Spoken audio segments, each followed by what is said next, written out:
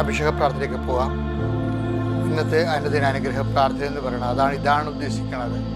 ഈ അനുഗ്രഹ പ്രാർത്ഥന കിട്ടാൻ വേണ്ടിയാണ് നമ്മൾ ശുശ്രൂഷയ്ക്ക് പങ്കെടുക്കുന്നത്. നിങ്ങളിത് ഷെയർ ചെയ്യണം കേട്ടോ. 10 മനുഷ്യർ രാവിലെ നിങ്ങളുടെ പേരിൽ കർത്താവിൻ്റെ വചനം കേട്ട് എഴുന്നേക്കട്ടെ. അത് ദൈവത്തിന് വേണ്ടി ചെയ്യുന്നൊരു മഹത്വപ്രവ ശുശ്രൂഷയായിട്ടും നിങ്ങളുടെ പേര് വരട്ടെ. അപ്പോൾ നിങ്ങൾക്കൊരു വാല്യൂ ഉണ്ടാവും. കർത്താവ് നിൻ്റെ ഉന്നതമായ നാമത്തിന് സ്വസ്ഥം ചെയ്യുന്ന കർത്താവ് നിൻ്റെ വിശുദ്ധ പൗരോഹിത്യത്തെ മഹത്വപ്പെടുത്തി പ്രാർത്ഥിക്കുന്നു. കണ്ണടച്ച് കൈകൾ കൂപ്പി ഓരോ പ്രാർത്ഥന കഴിയുമ്പോൾ ആമേൻ ആമേൻ എന്ന് പറയണം. അപ്പോൾ നമ്മൾ അത് അക്സെപ്റ്റ് ചെയ്യണം. കർത്താവ് ഞാൻ നിൻ്റെ ഉന്നതമായ നാമത്തെ മക്കൾക്ക് വേണ്ടി പ്രാർത്ഥിക്കുന്നു. ഓരോ ഭൂഖണ്ഡങ്ങളുള്ളവർക്ക് വേണ്ടി പ്രാർത്ഥിക്കുന്നു. കർത്താവ് ഓരോ സംസ്ഥാനങ്ങളിലുള്ളവർക്ക് രാജ്യങ്ങളുള്ളവർക്ക് വേണ്ടി പ്രാർത്ഥിക്കുന്നു. കർത്താവിൻ്റെ കരുണ നിങ്ങൾക്ക് ആവശ്യിക്കട്ടെ. കർത്താവിൻ്റെ ഈ പ്രാർത്ഥനയിൽ പങ്കെടുക്കുന്ന ഓരോ വ്യക്തികൾക്കും കർത്താവിൻ്റെ തിരുമുറുവാർന്ന വലതുകരം അനുഗ്രഹത്തിൻ്റെ അഭിഷേകകരം നിങ്ങളെ സ്പർശിക്കട്ടെ. രോഗികളെ കർത്താവ് അടിപ്പിണർ പോലെ വൈദാഘാതം പോലെ ദൈവികമായ ശക്തി നിങ്ങൾക്ക് ആവശ്യിച്ചുകൊണ്ട് രോഗികളിൽ നിന്ന് കർത്താവ് രോഗങ്ങൾ നിങ്ങളിൽ നിന്ന് വിട്ടുമാറട്ടെ. കർത്താവെ, അസ്ഥികൾക്ക് വേദനയുള്ളവരുണ്ട്.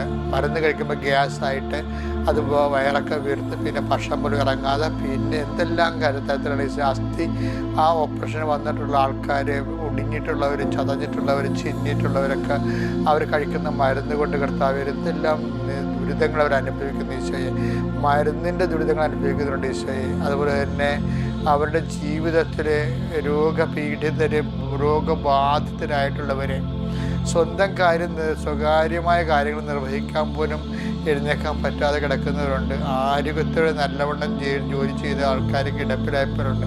അവരുടെ ബൈസ്റ്റാൻഡേഴ്സായിട്ട് വീട്ടിലും ആശുപത്രിയിൽ നിൽക്കുന്നവരുണ്ട് ഈശോയെ. അവിടെയൊക്കെ മനസ്സിടിഞ്ഞിട്ട് എപ്പോൾ വീട്ടിൽ പോകാൻ പറ്റും, എന്തെങ്ങനെ ജീവിക്കും, ഇങ്ങനെയൊക്കെ ഉള്ള ആകുലതയുണ്ട് ഈശോയെ. പ്രിയപ്പെട്ടവർ മരിച്ചു പോയവരുണ്ട് ഈശോയെ. പ്രിയപ്പെട്ടവർ രോഗികളായവരുണ്ട് ഈശോയെ. രൂപപ്പെട്ടവർക്ക് തന്നെ അവിടെ മുട്ടണ രീതിയിലുള്ള രോഗത്തിൽ അപകടം വന്നപ്പെട്ടവരുണ്ട് ഈശോയെ. അവരെല്ലാവരെയും നിനക്ക് ഞാൻ സമർപ്പിക്കണം ഈശോയെ. ഈശോയെ, ഞാൻ ഒത്തിരിയേറെ നിൻ്റെ അത്ഭുതങ്ങളും അടയാളങ്ങളും എല്ലാ ദിവസവും കണ്ടുകൊണ്ടിരിക്കുന്ന വ്യക്തിയെന്ന നിലയിൽ കർത്താവ് നിന്നിൽ ആശ്രയിച്ചുകൊണ്ട് ഈശോയെ, മനുഷ്യന്മാരുടെ ജാതിയും മതവും ഒന്നും നോക്കാതെ അവരുടെ സങ്കടങ്ങൾ മാത്രം നോക്കിക്കൊണ്ട് അവരെ സ്നേഹിക്കുന്ന ദൈവമേ, നിൻ്റെ വലിയ ചൈതന്യം മക്കളിലേക്ക് ആവശ്യിക്കുന്ന പ്രാർത്ഥിക്കുന്നു. എൻ്റെ കർത്താവിൻ്റെ ഉന്നതമായ നാമത്തിൽ പീഡിതര്, വ്യഥിതര്, സങ്കടക്കാര്, ആകുല ചിത്തര്, അവരുടെ ഹൃദയത്തിൽ എപ്പോഴും രക്തം കിരിയുന്ന അനേകം മക്കളുണ്ട് ഈശോയെ. കണ്ണ് തോരാത്ത മക്കളുണ്ട് ഈശോയെ. ദീർഘനിശ്വാസം എപ്പോഴും ഓരോ കാര്യം ഓർത്തിട്ട് വന്നിട്ടുണ്ട്, പേടിക്കുന്നുണ്ട് ഈശോയെ.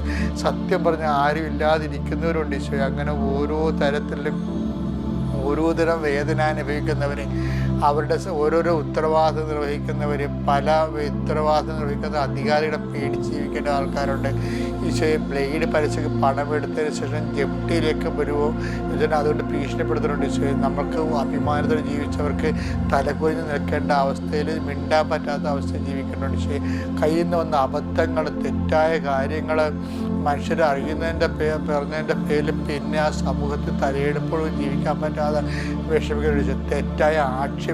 അവർ തെറ്റ് ചെയ്തിട്ടില്ലെങ്കിലും കർത്താവെ, തെറ്റ് ചെയ്ത പോലെ മറ്റുള്ളവർ തരം കിട്ടിയപ്പോൾ അവരെ വിമർശിക്കുകയും ആക്ഷേപിക്കുകയും അവരുടെ മനസ്സിനെ ഇടിച്ചു കളയുകയും അവരെ കരുതുകയും ചെയ്തിട്ടുള്ളവരുണ്ട്.